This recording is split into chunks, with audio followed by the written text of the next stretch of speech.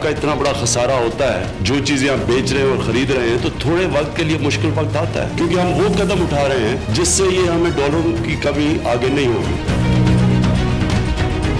इन हालात पे मुझे भी बड़ी तशवीश है। रुपए गिरा है, उसकी कई वजूहात हैं।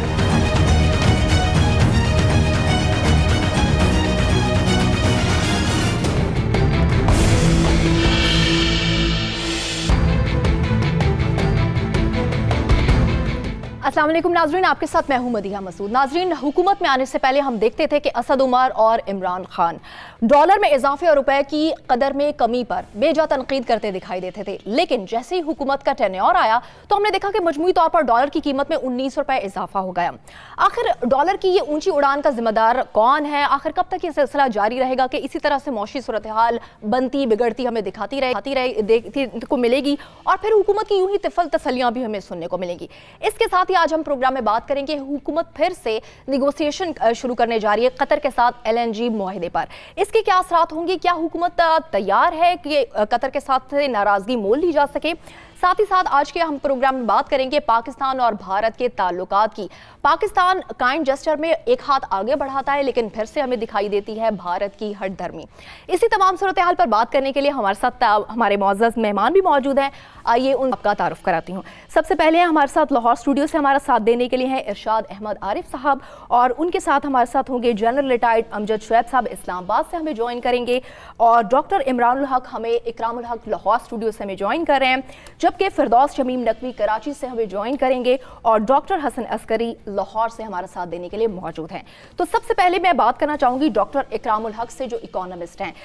डॉक्टर इकराम साहब, बहुत शुक्रिया आपके वक्त का। तो आप ये फरमाइएगा कि हमारे फाइनेंस मिनिस्टर ने तो हमें क्लियर कर दिया है कि हमारे निज़ाम में जो मॉनेटरी पॉलिसी है इसका इख्तियार है एक्सचेंज रेट और इंटरेस्ट रेट को सेट करने में। डॉलर का मामला तलब और रसद का है। क्या फाइनेंस मिनिस्टर इस स्टेटमेंट के बाद बरूज़ जमा हो गए, उनका कोई अमल दखल नहीं? देखिए, एक्सचेंज रेट को एक आइसोलेशन में नहीं देखा जा सकता, और जो क्रिटिसिज्म तनकीद हो रही है वो हमारे यहाँ चीज़ों को आइसोलेशन में देखने की वजह से होती हैं। और इससे पहले भी जिसने भी ये तनकीद की, चाहे वो पिछला दौर था या आपका दौर था, हम बुनियादी मसले की तरफ तवज्जो नहीं देते कि आपके यहाँ जो रिज़र्व्स की कमी होती है उसको पूरा करने के आपके पास क्या तरीके हैं। यानी एक तो ये है कि आपके रेमिटेंसेस बढ़ें, दूसरा ये है कि आपके मुल्क में इन्वेस्टमेंट ज़्यादा आए, तीसरा ये है कि आपकी एक्सपोर्ट बढ़ें। जब हम फ़ॉरेन करेंसी की बात करते हैं तो फ़ॉरेन करेंसी के ज़राए जो हैं वो भी हमें देखने पड़ेंगे, या हम अपनी एसेट्स को जो बेकार पड़े हुए हैं उनको ऐसा दूसरे ममालिक आकर हमारे उन एसेट्स में शामिल होकर हमारे साथ जॉइंट वेंचर भी कर सकते हैं। हमने इन चारों चीज़ों के ऊपर कोई देर पा पॉलिसीज़ नहीं बनाई। इसमें इस हुकूमत को आए तो 100 दिन हुए हैं, मगर आप ये देखिए कि एक डेकेड ऑफ डेमोक्रेसी हम गुजार कर आए हैं, 10 साल। उससे पहले चलो छोड़िए क्या करते थे, जो हमारे हम कहते हैं जी आमरीत के दौर में तो उन्हें कोई दिलचस्पी नहीं थी, डैम नहीं बनाते थे, वो सिर्फ अपनी मर्ज़ी के काम करते थे। इन 10 सालों में भी कोई डायरेक्शन देने में हम कामयाब नहीं हुए, जिससे हमें बार बार इन मसाइल का सामना ना करना पड़े। मैं इसमें असद उमर साहब को कोई ब्लेम नहीं करता, जो छोड़ कर गई है लेगेसी पिछली हुकूमत। आप गौर करें कि उन्होंने जाते हुए अपने तकरीबन 6 महीनों के अंदर पूरी कोशिश की। उन्हें शायद इस बात का यकीन हो चुका था कि अब वो इक़्तिदार में नहीं आएंगे, और वो जितनी एक दीदा दनिस्ता तौर पर इतनी गलत पॉलिसी से, और मार्केट के अंदर उन्होंने डॉलर जो थे 9 बिलियन डॉलर देखिए स्टेट बैंक से उन्होंने ओपन मार्केट में फ़्लोट कर दिए, ये सोचे समझे बगैर कि अगर हम वक्ती तौर पर डॉलर को देर पर रखेंगे भी तो क्या फ़ायदा होगा। जैसे ही वो लिड हटेगा, आपकी एक्सपोर्ट और इंपोर्ट का ही बैलेंस जो है वो 18 बिलियन डॉलर का लॉस है, उसको कैसा पूरा करेंगे। तो देखिए, ये अभी हमें ये बिटर पिल्स लगती हैं, मगर हमें इसको लेना पड़ेगा, हौसले से इसको बर्दाश्त करना पड़ेगा, और हमें अपनी स्ट्रक्चर रिफॉर्म्स करके इसको ओवरकम करना पड़ेगा, वरना ये मर्ज़ बार बार आता रहेगा। अलामतों का इलाज ना करें, कॉजेज़ को रिमूव करें। ठीक है, आप हमारे साथ रहिए। फिरदौस शमीम नकवी साहब हमारे साथ हैं, PTI लीडर हैं, अपोजिशन लीडर सिंध असेंबली में भी हैं। गलत पॉलिसियां तो बेजा पिछली हुकूमत करती रही है, इसी वजह से हमने देखा था कि असद उमर माजी में उनको तनकीद का निशाना भी बनाते रहे जब भी डॉलर ने ऊंची उड़ान लेने की कोशिश की। लेकिन अब हम देखते हैं कि असद उमर स्टेट बैंक को रिस्पॉन्सिबल ठहरा रहे हैं। तो शमीम साहब, क्या वजह थी कि असद उमर जो है पहले से जानते नहीं थे कि स्टेट बैंक ही रिस्पॉन्सिबल है, या अपोजिशन की वजह से वो मजबूर थे तनकीद करने पर? नहीं, देखिए, जो तनकीद जिसका आप जिक्र कर रही, सबसे पहले तो पीटीआई हमेशा इस बात के ऊपर इसहाक डार साहब को तनकीद करते रही कि आपने रुपये को आर्टिफिशियली प्रॉप किया हुआ है, जिसकी वजह से हमारी एक्सपोर्ट्स बुरी तरह मुतासर हो रही। हमने उनके ज़माने में तो रुपये डिवैल्यू हुआ ही नहीं, जबकि और उसका उसी की वजह से अब इतनी ज़ोरदार तरीके से डिवैल्यू हो रहा है। इससे कि अगर आप जैसे कि डॉक्टर साहब ने कहा कि आपने कॉजेस को तो एड्रेस किया नहीं, आपकी इंपोर्ट्स बढ़ती गई और आपकी एक्सपोर्ट्स घटती गई। अब इन दोनों का जो डिफरेंशियल जितना बढ़ता जाएगा किसी वक्त ना किसी वक्त, और आप उसमें अपनी चलिए remittances are a positive flow, foreign investment is the third thing which he identified, and that's the fact के है कि जब आप जितनी आपकी इंपोर्ट्स हैं, अगर आप इन्वेस्टमेंट के जरिए डॉलर और रेमिटेंसेस के जरिए डॉलर और एक्सपोर्ट्स के जरिए जो डॉलर्स आ रहे हैं इनको बराबर अगर नहीं करेंगे तो आपको अपनी कहीं ना कहीं ये करंट अकाउंट डेफिसिट को ख़त्म करने के लिए कुछ इक़दाम लेने, वो नहीं ले सकी है मिस्ट्री हुकूमत, और वो इतना बड़ा डेफिसिट छोड़ के गई है। असद उमर साहब एक्चुअली ये कंट्रोल जो है ये स्टेट बैंक के पास होना चाहिए और ये पावर डिवॉल्व की है हमने। देयरफॉर द स्टेट बैंक को टाइमली इंटरवेंशन अगर करनी थी, अगर उनके पास ताकत थी और वो समझते हैं कि डॉलर को किस रेट पे रहना था, दे वुड हैव टू, जिसे कहते हैं डॉलर को मार्केट में रिलीज करते और शॉर्टफॉल नहीं होती। ये तो सप्लाई एंड डिमांड वाली बात है, क्योंकि एकदम से डिमांड ज्यादा हुई डॉलर की और सप्लाई मौजूद नहीं थी तो उसकी कीमत बढ़ गई। ये स्टेट बैंक के पास ही रहना चाहिए, इंडिपेंडेंट रहना चाहिए, पॉलिसी फ्रेमवर्क जो है वो गवर्नमेंट के पास होना चाहिए, मॉनेटरी कंट्रोल जो है स्टेट बैंक के पास होना चाहिए। मेरे ख्याल से ये हमारे मैनिफेस्टो का भी हिस्सा था और हम इस पॉलिसी पे चल भी रहे। बिल्कुल, अगर डॉलर में इजाफा होता जाएगा यकीनन इसके मौशी असरात भी होंगे और इन द एंड गरीब आवाम को इसका बोझ बर्दाश्त करना पड़ेगा। नेक्स्ट क्वेश्चन मेरा इरशाद साहब से होगा। इरशाद साहब, हुकूमत माजी में कुछ और कहती रही, अब कुछ और उसकी स्टेटमेंट है, लेकिन इन द एंड हम सब जानते हैं कि गरीब आवाम की फलाह के लिए ही लॉन्ग रन पर गवर्नमेंट सोच रही है काम करने के लिए। इस पर भी मैं आपका कमेंट चाहूंगी। और दूसरा ये कि हुकूमत जो है वो कतर से LNG मुआहदा की जो निगोसिएशन की तरफ जा रही है, हुकूमत का ये टेक है कि वो मुआहदा महंगा भी है, उसे निभाना भी मजबूरी है, और 5 साल का पिछली गवर्नमेंट का टेन्योर था लेकिन 15 साल का ये मुआहदा किया गया। आपको क्या लगता है हुकूमत क्या सोच रही है, ये कितना मफाद में है निगोशिएट करना? पहली बात तो ये है कि ये डॉलर का जो मामला है ये ठीक है, डॉक्टर साहब ने जो कुछ कहा, जो कुछ फिरदौस शमीम नकवी साहब कह रहे हैं दुरुस्त है, लेकिन क्या रेमिटेंसेस को बढ़ाने के लिए हुकूमत को जो इक़दामात करने चाहिए 100 दिन में उन्होंने कुछ किया है? देखें, बढ़ाने का मतलब ये है कि बैंकिंग चैनल से पैसे आएँ, ये नहीं होगा कि वो पैसे बढ़ जाएंगे। जो लोग कमा रहे हैं, जितना कमा रहे हैं और जितना वो अपने रिश्तेदारों को या मुल्क में इन्वेस्टमेंट के लिए वो तो उतना ही भेजेंगे, उसमें तो इजाफ़ा नहीं हो सकता। इजाफ़ा इस तरह होगा कि बैंकिंग चैनल से वो भेजें। क्या इस हुकूमत ने 100 दिन के अरसे में कौम को ये बताया है और या बैरून मुल्क पाकिस्तानियों को, तारकीन वतन को बताया है कि आप अगर बैंकों के ज़रिए भेजें तो आपको क्या सहूलत मिलेगी? एक दूसरा ये है कि आपके रिश्तेदारों को वो पैसे आसानी से मिल जाएंगे।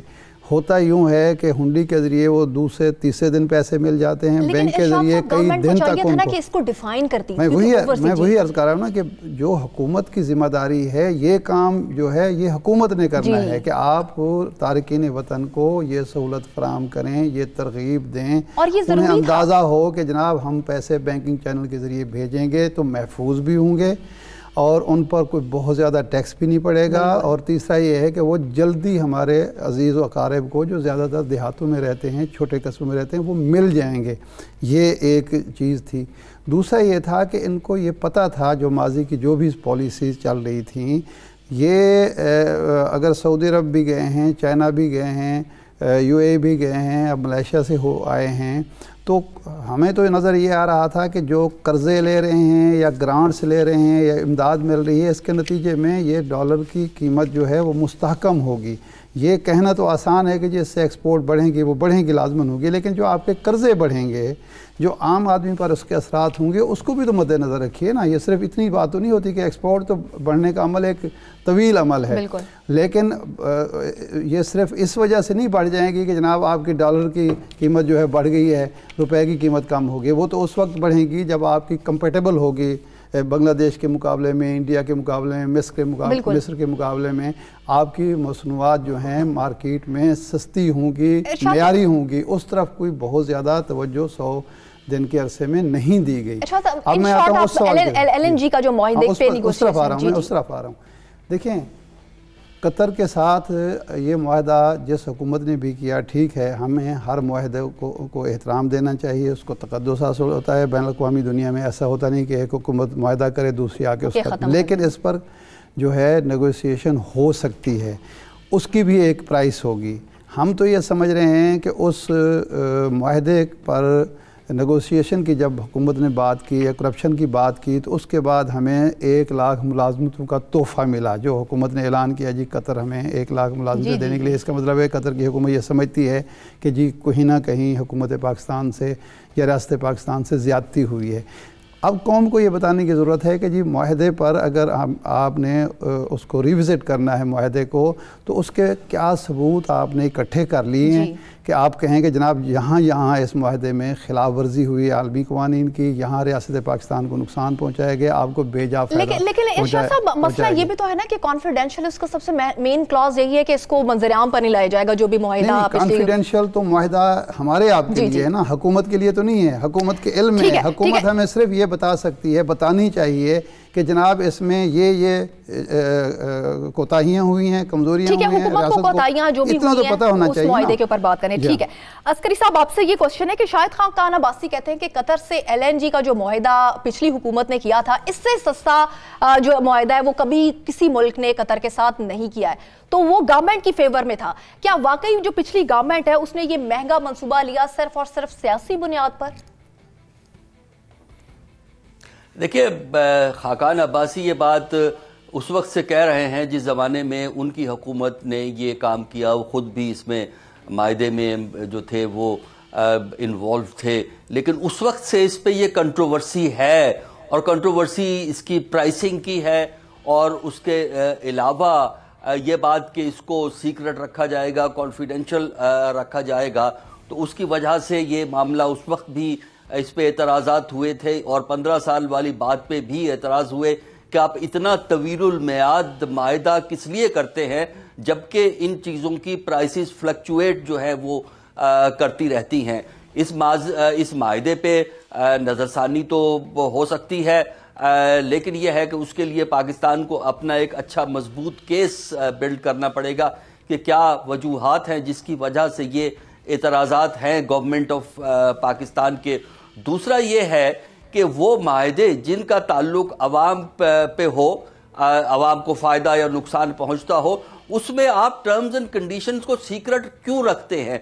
क्योंकि ये हमारी बात समझ से बाहर है कि ये नहीं बताया जाएगा कि असल प्राइसिंग क्या है, किस तरह पेमेंट होगी, तो इस वजह से भी शकूक उभरते हैं। चीज़ें सामने आनी चाहिए। ये कोई हाई सिक्योरिटी का, कोई कॉन्फिडेंशियल सिक्योरिटी का मामला तो नहीं है, ये तो एक बिजनेस डील है, और बिजनेस डील को ट्रांसपेरेंट रखना जो है वो बहुत ज़रूरी होता है, जो कि इसमें नहीं रखा गया। उसकी वजह से उस वक्त भी ये एतराज़ात थे कि इसमें मशकूक किस्म के इक़दामात हैं। दूसरा ये है कि कतर के साथ शरीफ फैमिली के अपने एक खसूसी रिलेशनशिप हमें नज़र आते हैं, उसकी वजह से भी ये इशू उस वक्त भी कंट्रोवर्शियल था, क्योंकि उनके एक पुराने साथी जो हैं वो कतर के अंदर हैं, और किस हद तक ये इन्वॉल्व थे।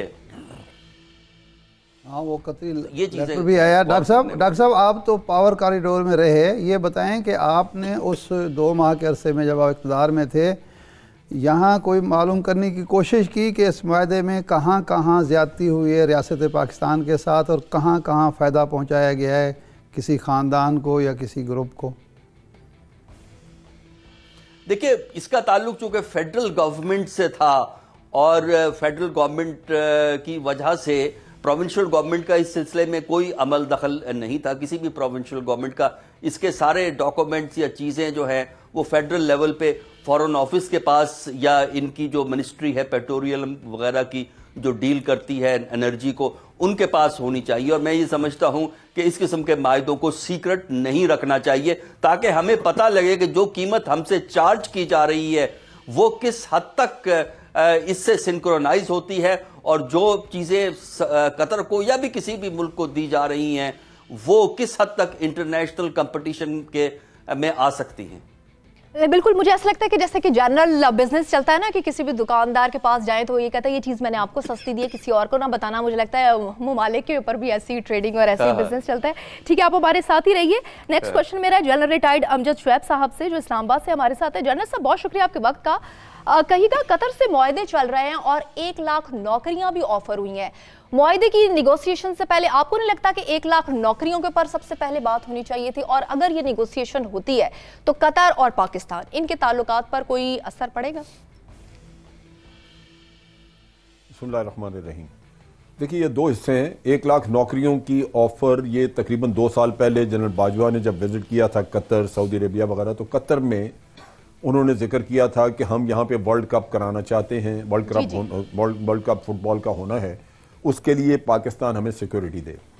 तो उस वक्त उनको तजवीज़ दी गई थी कि आपके लोगों को हम ट्रेन कर देते हैं, वो सिक्योरिटी के लिए वो खुद आपके लोग करें, और दूसरे काम जो कि वहाँ पे जॉब्स वगैरह उसके लिए आप हमसे लोग मंगवा लें। तो उन्होंने 1 लाख के करीब लोगों की रिक्वेस्ट की थी उस ज़माने में, और ये अंदाज़ा नहीं कि वो कितने अरसे के लिए 1 लाख होंगे।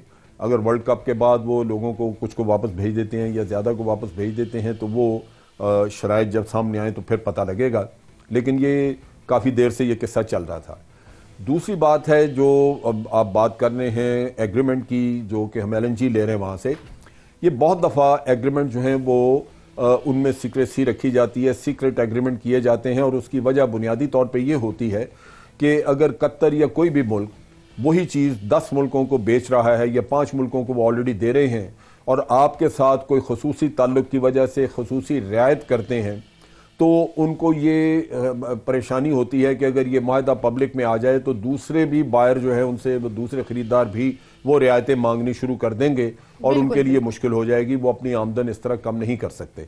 लिहाजा वो आपको कहते हैं कि जी आपके साथ चूँकि हम ये ख़ास रियायत कर रहे हैं, आप माहदे को पब्लिक नहीं करेंगे, और अगर आप पब्लिक करेंगे तो माहदा ख़त्म हो जाएगा, या आपको हम उसी रेट पे देना शुरू करेंगे ये जो कि दूसरे ममालिक को दे रहे हैं। तो ये पॉसिबिलिटी मौजूद है कि हमें सस्ती मिल रही हो गैस उस रेट से जो कि कतर किसी और को दे रहा है। दूसरी तरफ ये है कि हुकूमत को ये होमवर्क करके जाना चाहिए कि कतर से जितने भी मुल्क गैस खरीद रहे हैं, क्या उनमें से कोई ऐसा मुल्क है जो हमसे सस्ती ले रहा है? अगर तो सस्ती ले रहा है कोई गैस, तो फिर तो केस है, आप जाके डिस्कस कर सकते हैं, आप बात कर सकते हैं कि जी फलां को आप इस रेट पे दे रहे हैं, हमें भी इस पे दें। लेकिन अगर ये नहीं है तो फिर कतर के साथ आप जाके बातचीत करके मिन्नत तो कर सकते हैं उनकी कि मिन्नत समाजत के जी कुछ और रियायत कर दे। ये नहीं हो सकता कि वो आपको फौरी तौर पे किसी एक मिसाल के को सामने रखते हुए वो आपको सस्ता कर दें, वो नहीं होगा, क्योंकि अगर वो पहले ही आपको सबसे सस्ती चीज़ दे रहे हैं तो वो उसमें मजीद कमी नहीं करेंगे, सवाए इसके कि आप इमदाद के तौर पे मांगें, जिस तरह के आपको डाउन ये आपको डेफर्ड पेमेंट पे चीज़ें मिल रही हैं, हो सकता है कुछ तरह की कंडीशन उसमें वो दे दें। उसके अलावा मेरा नहीं ख्याल कि कोई होगा, और मुझे नज़र यही आता है कि वजह यही है कि गालिबन वो आपको कुछ मुल्कों की निस्बत से ज़्यादा सस्ती गैस दे रहे हैं। अगर ये दुरुस्त है तो फिर लाजमन ये माहिदा रिवाइज़ नहीं होगा। तो उस लिहाज से मेरा ख्याल है कि इस पे हमें इंतज़ार करना चाहिए जब तक कि हुकूमत जाके वहाँ पे बातचीत नहीं करती, क्योंकि अभी तक कोई डिटेल्स किसी भी तरह की सामने ऑफिशियली तो चले नहीं आई, अनऑफिशियली भी अगर कहीं से आ जाती नहीं, लेकिन मेरी नज़र में शाहिद खाकान अब्बासी साहब की वो स्टेटमेंट मौजूद है कि हमने सबसे ज़्यादा सस्ती गैस खरीदी है, किसी और मुल्क को इस कीमत पे नहीं मिली।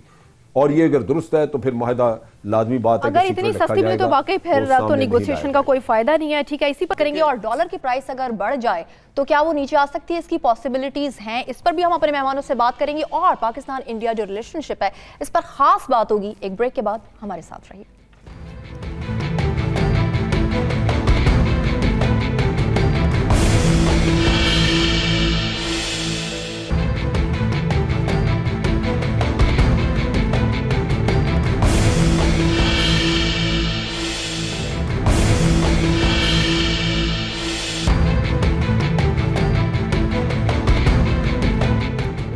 बैक। एक बार फिर से हम बात करेंगे, हमारे साथ मौजूद हैं डॉक्टर इकराम उल हक, लाहौर स्टूडियो से इकोनॉमिस्ट हैं। डॉक्टर साहब, इज इट पॉसिबल कि डॉलर प्राइस हाई पर जाए और फिर उसको रिवर्स गियर लग जाए? पॉसिबल दिख रहा है आपको?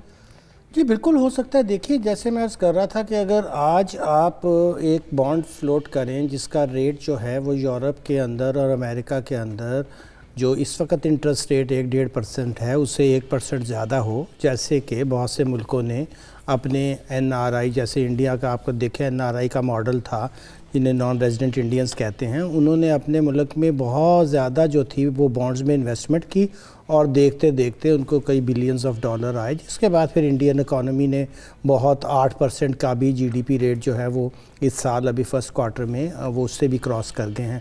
तो शुरू में ख्याल था गवर्नमेंट का कि इसको भी करेंगे, मगर कुछ ब्यूरोक्रेट्स जो वहाँ पुराने बैठे हुए हैं, चाहे वो मिनिस्ट्री ऑफ फाइनेंस में हैं, चाहे वो स्टेट बैंक में हैं, वो ऐसे काम करने नहीं दे रहे, या क्या मसला है मुझे समझ नहीं आ रही।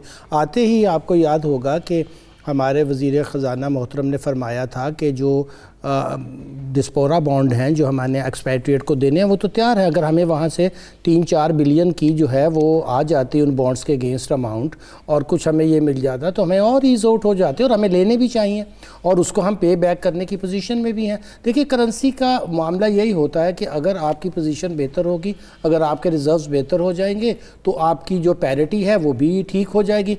अगर आपकी डॉलर वर्सेस पाक रुपीज़ की पैरिटी ठीक करनी है तो आपको इकॉनमी को मजबूत करना होगा। इकॉनमी को मजबूत करने के लिए जो फंडामेंटल्स हैं, जैसे मैं पहले अर्ज़ कर रहा था, उनको दुरुस्त करना होगा। सिर्फ आपको अलामात का इलाज नहीं करना होगा, बल्कि आपको जो उसके कॉजेज़ हैं उसको रिमूव करना होगा। कॉजेज़ में देखिए, हमारे जैसे अभी एग्रीकल्चर के अंदर हम बहुत सा एक्सपोर्टेबल स्टॉक बना सकते थे, हमने वो तो नहीं किया, उल्टा फार्मर्स की लाइफ मिजरेबल बना दी है कि उनकी इनपुट्स इतनी महंगी कर दी, जबकि आप देखें कि साथ वाले मुल्क में उनको बिजली की भी प्राइस नहीं चार्ज की जाती।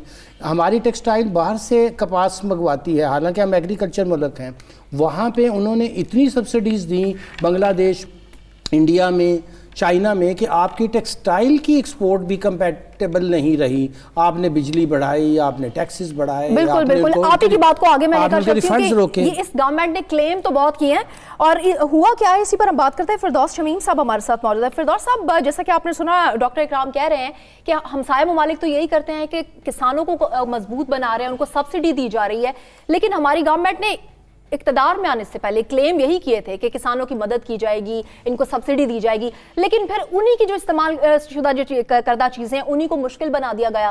तो फिर क्या सोच रही है गवर्नमेंट गरीब आवाम के लिए, किसानों के लिए? पहली चीज़ ये है कि डॉक्टर साहब से भी और आप सबको पता है कि जो हमारी एक्सपोर्ट इंडस्ट्री है उसको सब्सिडी दी गई है। बिजली और गैस के नर्ख उनके लिए फिक्स कर दिए गए हैं in dollar terms, so that वो अपनी फोरकास्टिंग बेहतर कर सके।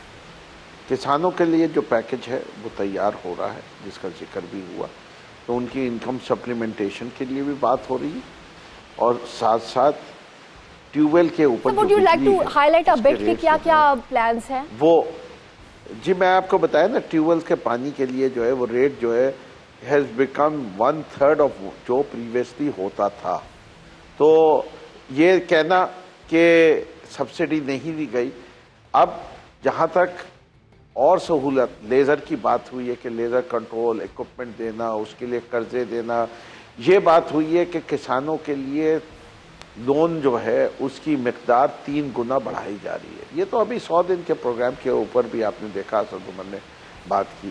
तो एक्सपोर्ट के लिए भी सपोर्ट है और फार्मर के लिए भी सपोर्ट है, और ये दोनों चीज़ें, और उसके साथ साथ हम तमाम इंडस्ट्रियलाइजेशन को भी सपोर्ट करते हैं, जिसके ऊपर ख़ास तौर पे एक इंडस्ट्री के ऊपर ख़ास तवज्जो है, which is the housing industry या कंस्ट्रक्शन इंडस्ट्री, जिसके अंदर हम बात कर रहे हैं कि इसको बूस्ट दे के लोगों के लिए घर आए। इससे 2 फ़ायदे हैं, सोशल सेक्टर इम्प्रूवमेंट है प्लस एम्प्लॉयमेंट है। तो ये जो ख़ास चीदा चीज़ें हैं जो पीटीआई के मैनिफेस्टो में भी थी और वो इम्प्लीमेंटेशन में आ रही है।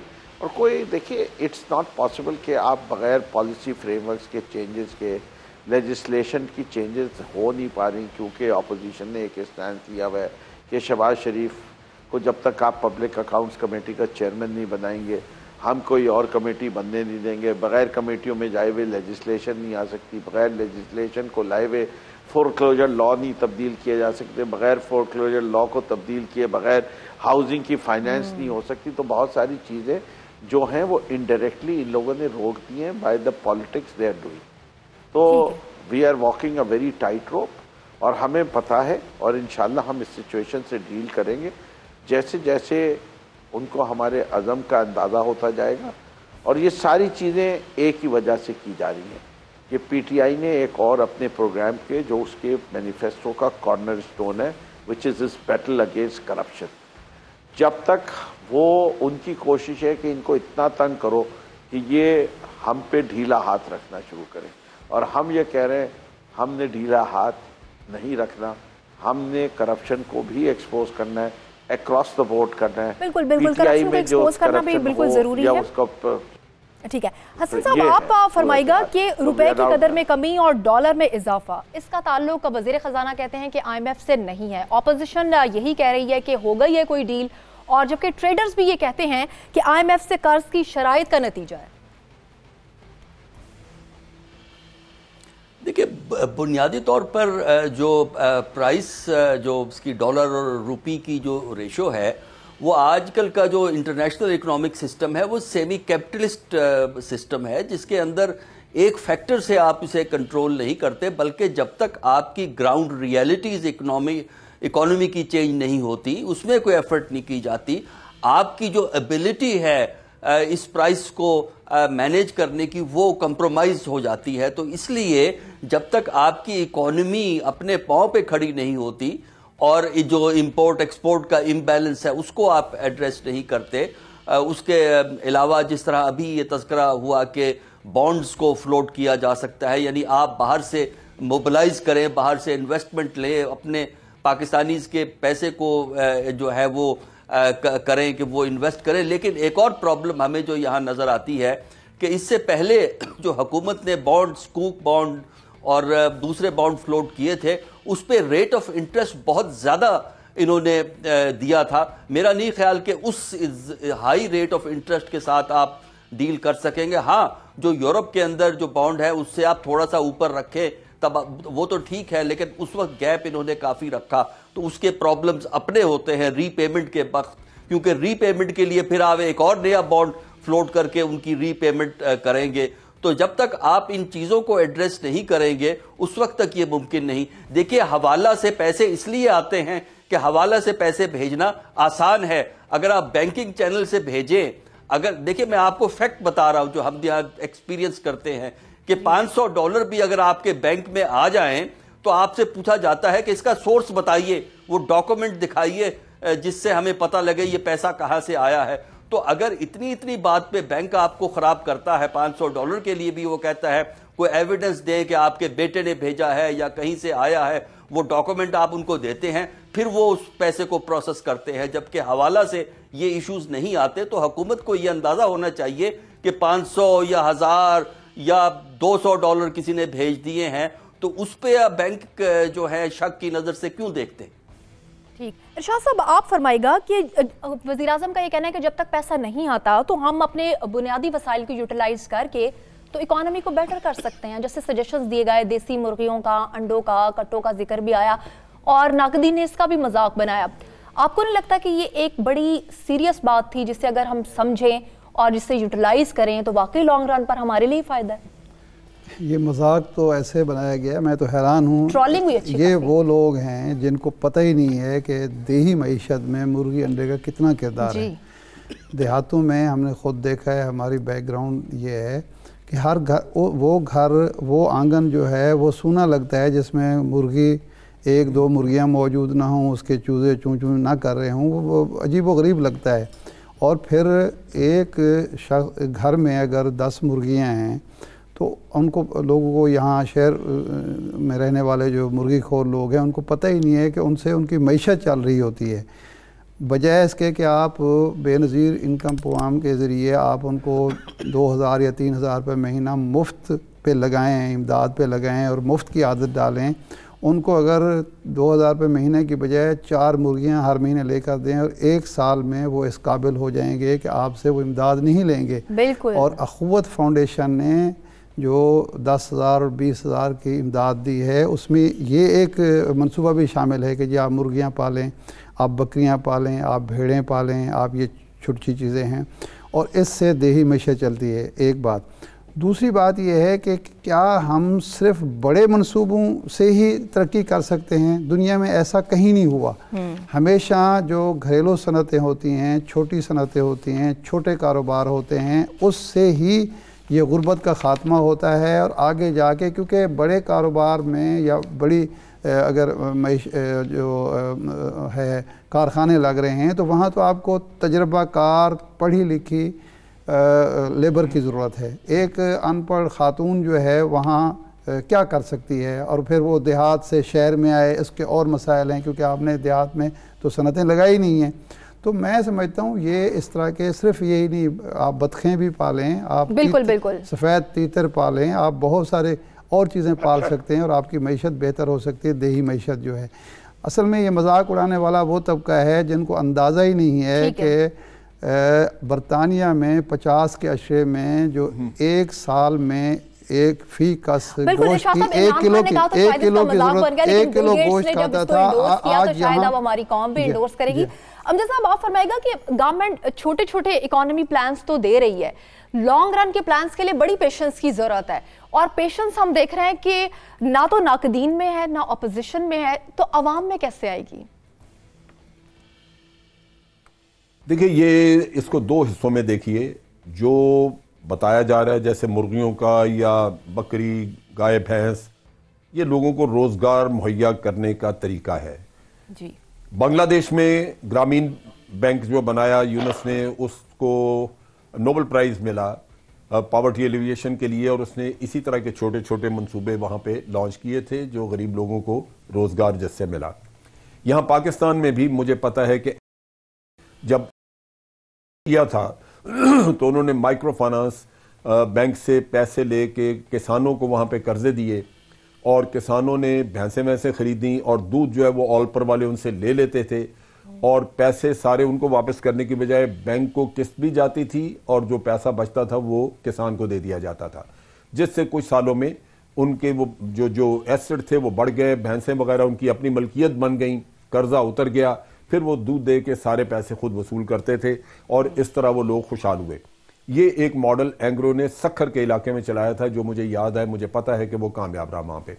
अब चीज ये है कि जहां तक इकोनॉमी को ठीक करना वो तो ठीक है, आपने लॉन्ग टर्म मेजर्स लेने हैं, लेकिन आम आदमी क्या उतनी देर इंतजार करे कि उसके, क्योंकि जो भी आपने इकोनॉमी में बेहतरी लानी है उसके समरात जब तक नीचे लेवल पे आम आदमी तक नहीं पहुंचेंगे तो आम आदमी के लिए तो वो बेमानी चीज हो जाती है कि आपने ये कर दिया, बिल्कुल वो कर दिया, आम आदमी के लिए ये इकदाम उठाए जा रहे हैं, लेकिन आम आदमी को समझाना और बताना भी बहुत जरूरी है। इस पर ये बात कर रहे हैं बहुत मुश्किल कि ये किसान और हल्ला का यहाँ पंजाब में भी एक मॉडल मौजूद है जो कामयाब मॉडल था लेकिन हुकूमत की बेतदबीरी की वजह से खत्म हो गया। ठीक। पाकिस्तान और भारत को अगर बेहतरी लानी है तो क्या पाकिस्तान सेक्युलर रियासत ही बनना है? इसी पर हम बात करेंगे एक ब्रेक के बाद। स्टे विद अस।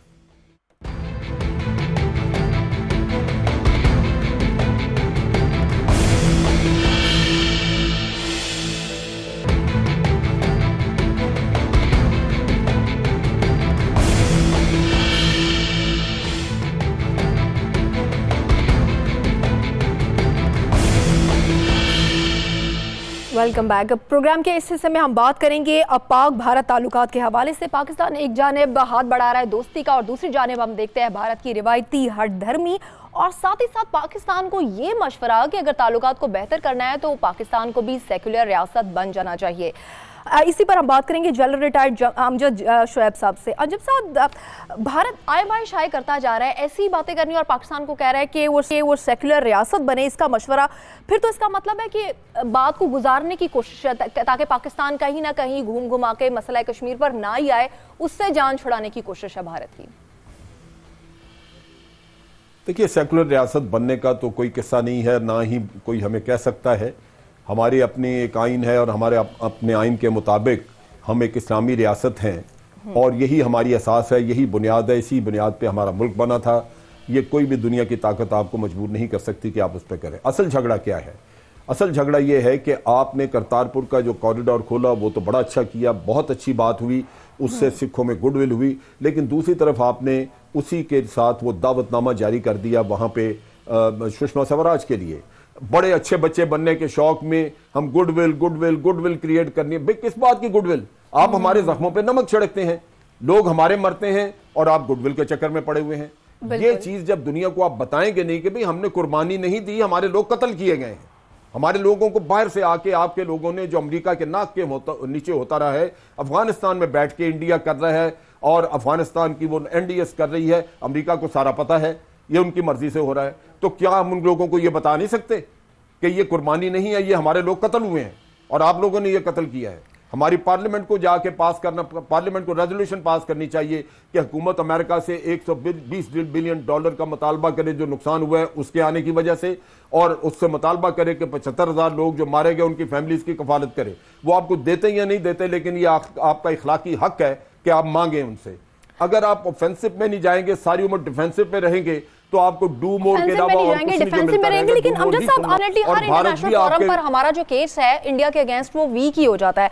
मेरा क्वेश्चन है हसन अस्करी साहब से। हसन साहब, करतारपुर बॉर्डर खोला, देखिए मेरी बात सुनिए एक मिनट। जी जी जी, एक मिनट में एक बात कर दूं। जी जी, देखिए आपके वो जो उनका बॉम्बे का अटैक हुआ था, उन्होंने तमाम दुनिया में जहां जहां मशहूर कैपिटल्स हैं वहां पे उसकी 10वीं वो सालगिरह 10वीं एनिवर्सरी मनाई है। उस एनिवर्सरी में उन्होंने लोकल लोगों को बुला के, लोकल लीडर्स को बुला के उनसे तकरीरें करवाई और पाकिस्तान का वहां पे इमेज खराब किया और पाकिस्तान से मुतालबा कराया है कि ये यहाँ पे पाकिस्तान इन लोगों के खिलाफ एक्शन करे। क्या पाकिस्तान को पता नहीं है कि आर्मी पब्लिक स्कूल का वाकया पूरी दुनिया ने कंडेम किया था? इतना नाजुक, इतना वाकया जो आज दिन तक हमारी रूहों पे जख्म है। बिल्कुल, अब वक्त आ गया टिट फॉर टैट का सीन होना चाहिए। ठीक है, इंडिया में लिंकेज इंडिया की मौजूद थी, क्यों नहीं पाकिस्तान दुनिया में बताता ये? ठीक है, हसन साहब आप फरमाइए, करतारपुर बॉर्डर खोला बड़ा ही काइंड जेस्चर था पाकिस्तान की जानिब से, लेकिन आज हमने देखा कि हमारे मिनिस्टर्स ये कह रहे हैं कि हमने गूगली मारी है और हमारे आर्मी चीफ ने जफ्फी डाल ली सिख बरादरान को, तो भारत में सफ़े मातम बिछ गया। ये कैसी डिप्लोमेसी है? क्या फायदा होगा पाकिस्तान को इससे? ये तो हमारा काइंड जेस्चर था, इसमें पॉलिटिकल स्टंट की जरूरत क्या थी? मैं सिर्फ समझना चाह रही हूँ आखिर इसकी वजह क्या थी, जरूरत क्या है ऐसी हमें बात करने की? देखिए, डिप्लोमेसी की एक अपनी ज़ुबान होती है। जब उसमें गैर ज़रूरी चीज़ें आप दखल देते हैं ग़ालिबन अवामी सतह पर पॉपुलर होने के लिए, तो उससे डिप्लोमेसी ख़राब होती है। ये पाकिस्तान ने जो फैसला किया करतारपुर का, ये अच्छा फैसला है। इससे आप एक गुडविल जनरेट करते हैं इंटरनेशनल लेवल पे। जहाँ तक हिंदुस्तान से ताल्लुकात की इम्प्रूवमेंट का बात है, उसके फिलहाल कोई इम्कानात नहीं है। फॉरेन ऑफिस को ये पता होना चाहिए और फॉरेन ऑफिस वालों ने, फॉरेन मिनिस्टर ने ये बात कही भी है, लेकिन इसके बावजूद जो है हमारे यहाँ इस किस्म के बयानात आते। इस वक्त हिंदुस्तान जो है अपनी उस पॉलिसी को, जो पाकिस्तान को बदनाम करने की पॉलिसी है, पाकिस्तान के खिलाफ प्रोपेगेंडा करने की, पाकिस्तान पे प्रेशर बिल्ड करने की पॉलिसी है, इस स्टेज पे मोदी की हुकूमत इस पॉलिसी को चेंज नहीं कर सकती, क्योंकि अगर वो इस पॉलिसी को चेंज करती है तो उसका जो सपोर्ट बेस है डोमेस्टिक पॉलिटिकल सिस्टम में, right wing hard line Hindu organisation जिन्हें हम संघ परिवार के नाम से याद करते हैं, वो सपोर्ट बेस इरोड हो जाता है। लिहाजा अगले इलेक्शन तक हिंदुस्तान, जो कि मेरा ख्याल मार्च अप्रैल में होंगे, हिंदुस्तान से ताल्लुकात में कोई बुनियादी तब्दीली की आप उम्मीद ना करें। हाँ, ये जरूर है कि जो आपने गुडविल जेस्चर दिया वो अच्छा है। दूसरा ये है कि जो इंटरनेशनल लेवल पे जो इमेज की प्रॉब्लम है पाकिस्तान की, वो है, उस इमेज प्रॉब्लम को आपको डिप्लोमेटिक लेवल पे फैक्ट्स जो हैं सिचुएशन के, टेररिज्म के फैक्ट्स जो हैं, वो मौसर तौर पर पेश करना होंगे। बदकिस्मती से हमारे डिप्लोमेटिक चैनल्स जो हैं इस चीज को मौसर तौर पर पेश नहीं कर पाते। यानी काम करने की जरूरत है। इसी पर हम बात करते हैं फिरदौस शमीम नकवी साहब से। फिरदौस साहब, मिनिस्टर जब इक़्तिदार में आए तो उन्होंने सबसे पहले मुज़ाकरात की दावत दी, फिर हमने देखा कि करतारपुर बॉर्डर राहदारी खुल जाती है, इंडियन जर्नलिस्ट यहाँ पर आते हैं, वजारत ख़ारजा उनको डिनर देता है, क्वेश्चन आंसर सेशन होता है, बड़ा ही काइंड जेस्चर है, सब कुछ अच्छा चल रहा है। लेकिन फिर हमारे कुछ मिनिस्टर्स जो हैं वो इस तरह की बात करते हैं कि सफ़े मातम बिछ रही है भारत में, और जी हमने बड़ी शानदार गूगली खेली है, भारत हैरान रह गया, ये बातें क्या करनी चाहिए? कन्फ्यूज़ हैं, क्या मसला है? क्योंकि सार कॉन्फ्रेंस से भारत ने मना कर दिया और जैसे कि जानत साहब कह रहे थे कि अब वो वक्त है कि टिट फॉर टैट, जैसा भारत करता है उसको वैसे ही आंसर करना चाहिए। और एक क्वेश्चन और आप ये देख लीजिए कि अगर पाकिस्तान सख्त रवैया अपनाता है तो इसका जो है फायदा होगा बीजेपी को, नहीं होने वाला, क्योंकि बीजेपी का स्टांस है पाकिस्तान के अगेंस्ट। अगर पाकिस्तान अपना स्टांस सख्त रखता है तो फिर इसका फायदा हो जाएगा बीजेपी को, लेकिन हमें अपना रवैया सॉफ्ट रखना है क्योंकि इलेक्शंस आने वाले हैं इंडिया में। जैसे कि प्राइम मिनिस्टर ने भी कहा कि अब अप्रैल में नेगोशिएशन होगी, तो क्या ये गवर्नमेंट कंसिस्टेंस रहेगी, मुज़ाकरात की बात अब दोबारा अप्रैल में शुरू करेगी? देखिए, बुनियादी चीज़ पे कि वज़ीर आज़म साहब ने भी कहा कि पाकिस्तान और इंडिया का अगर कोई एक मसला है तो बुनियादी तौर पे कश्मीर का मसला है, और कश्मीर के मसले को हाईलाइट करने के लिए भारत के जुल्म और बर्बरियत को बयान करना बहुत ज़रूरी है। और भारत के जुल्म और बर्बरियत जिस ज़बान से बयान किया जा रहा हो, पहले वो ज़बान ख़ुद भी अपने अमल के लिहाज से एक पीसफुल नेशन नज़र आना चाहिए, एक पीस लविंग नेशन नज़र आना चाहिए, एक ऐसे मुल्क नज़र आना चाहिए जो अमन की ख्वाहिशमंद हो। मैं समझता हूँ कि करतारपुर की जो हमने की है बॉर्डर ओपनिंग, ये उसी का एक उस मंजिल की तरफ हम जा रहे हैं कि दुनिया में ये जो पाकिस्तान का इमेज डिस्ट्रॉय कर दिया गया है कि पाकिस्तान जो भी टेररिज्म का वाक़या होगा वो पाकिस्तान से जनरेट होता है। अफ़गानिस्तान में अमन नहीं हो रहा तो उसकी वजह पाकिस्तान है, जबकि वो जंग ना हमारी थी, हम पर मुसल्लत की गई। हम तो 1984 से अफ़गानिस्तान में एम्ब्रॉयल्ड हुए हुए, पहले अमेरिका ने एम्ब्रॉयल किया, दोबारा भी अमेरिका ने एम्ब्रॉयल किया। पहले हम रशिया को हराने के लिए गए, दूसरी दफ़ा जो है हम 9/11 के बदले के लिए गए। तो मैं ये समझता हूँ कि हमारी ज़मीन इस्तेमाल की अमेरिका ने। अब ये वक्त आ गया है कि हमें अपनी पॉलिसीज़ खुद सेट करनी है, और उन पॉलिसीज़ में सबसे अहम चीज़ है कि जो पाकिस्तान का बुनियादी कैरेक्टर है, which is a peace loving nation. हम अपने तमाम नेबर्स के साथ अमन चाहते हैं, हमें सेबर रेटलिंग से कोई फ़ायदा नहीं। मैं नहीं समझता कि इससे कोई फायदा। हम पीस लविंग नेशन है। शाह साहब आप बताइएगा, पाकिस्तान तो पीस लविंग नेशन है और ये इस खत्ते की सबसे बड़ी जंग जो है वो गुर्बत के खिलाफ होनी चाहिए। भारत में भी बेतहाशा गरीब लोग हैं और पाकिस्तान में, और ये गुर्बत की जंग उसी वक्त खत्म होगी जब जितना आपका कमेंट पाकिस्तान को नर्म रवैया रखने की जरूरत है। एक बात मैं करना चाह रहा हूँ। नहीं, मेरा ख्याल ये है, अगर अब जैसे शाह साहब एक बात यार कर लें दीजिए। ठीक है जी, मैं एक जरा बात कर दूं फिर आप बोलिए। मैं ये कह रहा हूं कि भारत दुनिया को ये बता रहा है कि कश्मीर में भी इन्फिल्ट्रेशन हो रही है और पाकिस्तान जो है वो कश्मीर में भी दहशतगर्दी करा रहा है। जब तक आप अपने माथे से ये टैग नहीं उतरवाएंगे कि आप दहशतगर्दी नहीं कराते, कोई मसला हल नहीं होगा, ना आपके अमन की ख्वाहिश को कोई बरकत मिलेगी। असल चीज यह है कि दुनिया में आपकी क्रेडिबिलिटी इंडिया ने बर्बाद की है। हम बिल्कुल जब जो भी भारत के सामने ऑफर रखेंगे वो वहां से भी कराई जाएगी और इंटरनेशनल फोरम पे भी हमारा मुल्क हुआ और दहशतगर्दी हम फैला रहे हैं। क्या ठीक है?